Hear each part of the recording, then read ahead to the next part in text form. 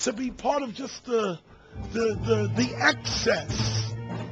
But if you think more of yourself than just being the excess, you'll do more for yourself. Are you the one? Everybody's not going to make it. But you have an opportunity to save yourself. Well, we don't have to look back thousands or even hundreds of years to see how dangerous this present-day situation is. We can look back to Bolshevik Russia. We can see the takeover by the Bolsheviks talking about the people's revolution, talking about the positive change. And Lenin came in and then Stalin.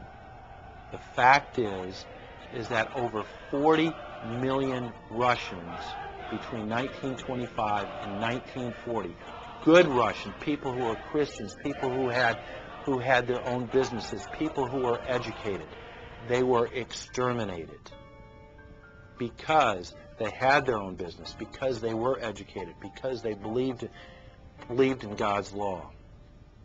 We can look over at Germany.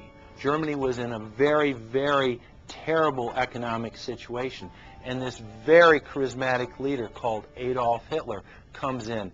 He makes the roads good, and he promises a better life for the people. And within 10 years, you see a completely nationalized, centralized, dictatorial situation where millions and millions of people were exterminated. And then we can go to Maoist China. Mao came in, he promised change, he promised a better life, and within 5 years, 60 million Chinese were exterminated. They don't teach that. They don't teach that in the schools these days, and it wasn't that long ago. And I pray to God that this will not happen in the United States. And the way it won't happen is if you and your friends and all of us together take action to say no. This country is too precious. It's too wonderful. It's too good of a place to lay down as a victim. Greatness could arise once we break the shackles of a government that's holding us back. One thing America has more than any other country is an entrepreneurial spirit. One thing we have more than any other country is the ability to be innovators. You know, if I was born in Italy, I wouldn't be the trend forecaster I am today because I would have been locked into a culture of thinking one way.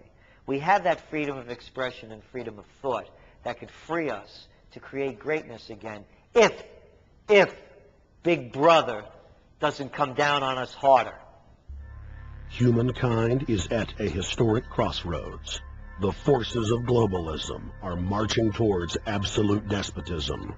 Look in the mirror, count the cost, and decide, are you going to let history repeat itself? Or will you stand tall with freedom lovers everywhere and stop the completion of a world dictatorship?